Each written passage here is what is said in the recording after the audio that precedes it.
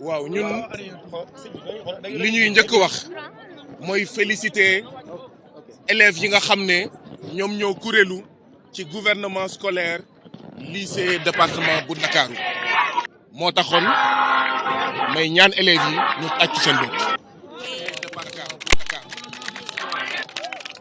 félicitation kon ndongo daara njàngaan élèves yi nga xam ne ñoo nekk ci école publique département bu Ndakaaru ci seen taxawaay tey ci seen mobilisation tey damay fàttali ne élèves Dakar yi yàgg nañ organiser ay manifestations préfet bu Ndakaaru tere ko suñu taxawaay tey c'est pour wax ne loolu du dëgg du yoon élèves Ndakaaru yi ay sénégalais lañu bu ñu déposer lettre préfecture bu Ndakaaru dañ leen ko war a autoriser waruñu xaar sax ba FRAPP di déposer lettre pour soog ko autoriser ñun rafetlu wuñu le fait que il a fallu que FRAPP déposer lettre préfecture pour que ñu autoriser ko bu ñu sañoon ñun FRAPP duñu déposer élèves yi ils sont suffisamment responsables tey marche nañ pneu tàkkul oto tojul xeer naawul moo tax nous disons que nous sommes fiers des élèves du Sénégal nous sommes fiers des élèves des lycées publics du département de Dakar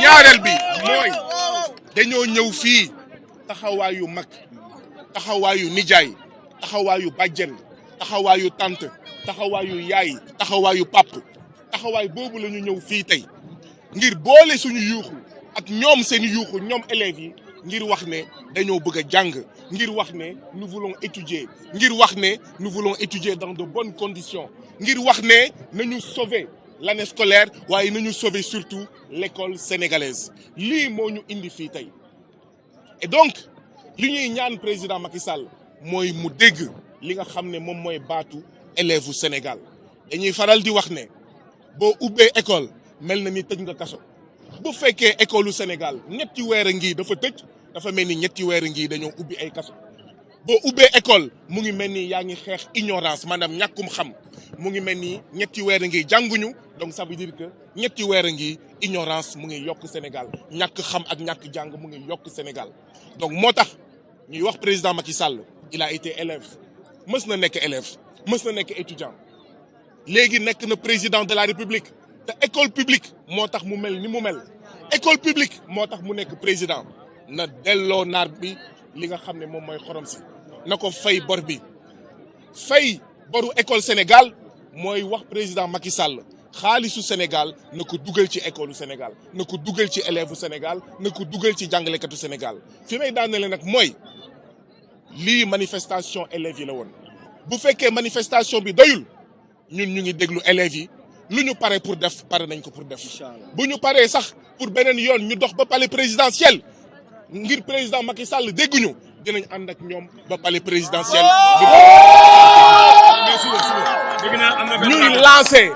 ñuy lancer un appel à tous les élèves yi nga xam ne ñu ngi ñuy seetaan ne leen tey ñëwu leen ci manifestation bi waaye takk leen seen dàll sol leen seen tubéy na ngeen takk seen sër waajal prochaine manifestation yéen mii ñëwul ci manifestation bi yéen élèves waaye tamit yéen parents d'élèves nañu pare la grande manifestation pour sauver l'année scolaire 2021-2022 et pour sauver également l'école sénégalaise.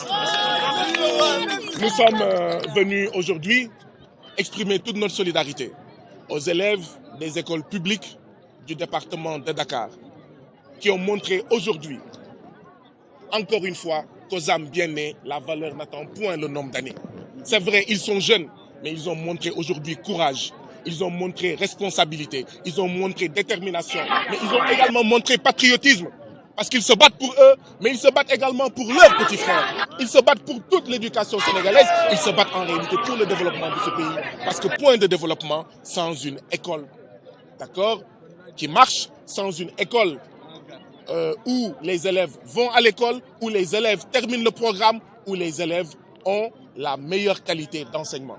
Donc nous disons bravo aux élèves des écoles publiques du département de Dakar pour leur posture d'aujourd'hui. Nous en profitons pour lancer un appel au préfet de Dakar. À plusieurs reprises, ces élèves-là ont voulu manifester et cela leur a été interdit. C'est tout simplement inacceptable. Parce qu'ils sont des Sénégalais. Ils ont le droit de vouloir manifester. Et quand ils déposent des lettres d'information, cela doit leur être autorisé.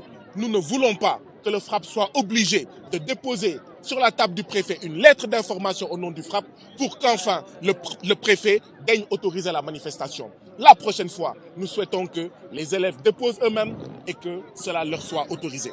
Enfin, nous sommes venus ici en tant que père, en tant que frère, en tant qu'oncle, tante, mère, sœur, pour dire avec les élèves du Sénégal que nous voulons étudier. Nous voulons retourner en classe, nous voulons retourner à l'école, nous voulons bénéficier d'un enseignement de qualité, étudier dans de bonnes conditions. Oui, nous sommes venus mêler nos voix aux leurs pour dire qu'une grève de 3 mois, c'est trop, et que ça suffit, et qu'il y en a marre, et que cela doit s'arrêter. Quand on ouvre une école, on ferme une prison. Ça veut dire que ça fait 3 mois que le président Macky Sall a ouvert des prisons. Ça veut dire que ça fait 3 mois que le président augmente l'ignorance dans ce pays, augmente le désœuvrement dans ce pays-là. Nous lui lançons un appel pour lui dire que ce n'est pas parce que ses enfants ne sont pas dans l'école publique qu'il ne doit pas se soucier de l'école publique. Ce n'est pas parce que leurs enfants sont à l'extérieur qu'ils doivent négliger, saboter, piétiner, chahuter l'école publique qui est l'école du peuple, qui est l'école des paysans, l'école des fils de pêcheurs, des fils d'ouvriers, des fils et filles issus des classes modestes, c'est-à-dire de la majorité. L'école publique, c'est l'école du peuple et cette école publique a droit à tous les droits. Je vous remercie. Nous avons dit au président Macky Sall que si le cri des élèves qui réclament le respect de leur droit à l'éducation n'entend pas la voix des élèves, nous sommes à l'écoute des élèves. Et si les élèves sont prêts à aller jusqu'au palais présidentiel pour que le président Macky Sall les entende, nous irons avec eux jusqu'au palais présidentiel. Le président Macky Sall est président grâce à l'école publique de ce pays-là.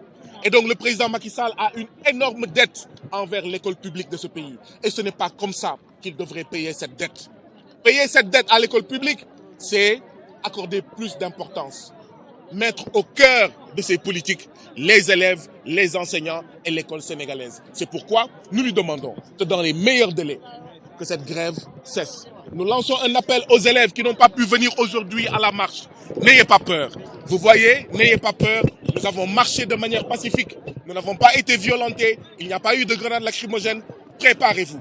Si la situation ne change pas, à la prochaine manifestation. Soyez à l'écoute des dirigeants du collectif des gouvernements scolaires du département de Dakar. Soyez à l'écoute de leurs mots d'ordre. Si la situation ne change pas, nous allons manifester. Ils vont inviter à une autre manifestation. Vous, élèves, qui n'êtes pas venus aujourd'hui, venez. Vous, parents d'élèves, qui n'êtes pas venus aujourd'hui, préparez-vous à la prochaine manifestation, car ce n'est qu'en érigeant un rapport de force, en imposant un rapport de force au président Macky Sall, qu'il se lèvera pour régler cette situation de la crise grave que vit l'école sénégalaise dans ce pays-là. Je vous remercie. Merci.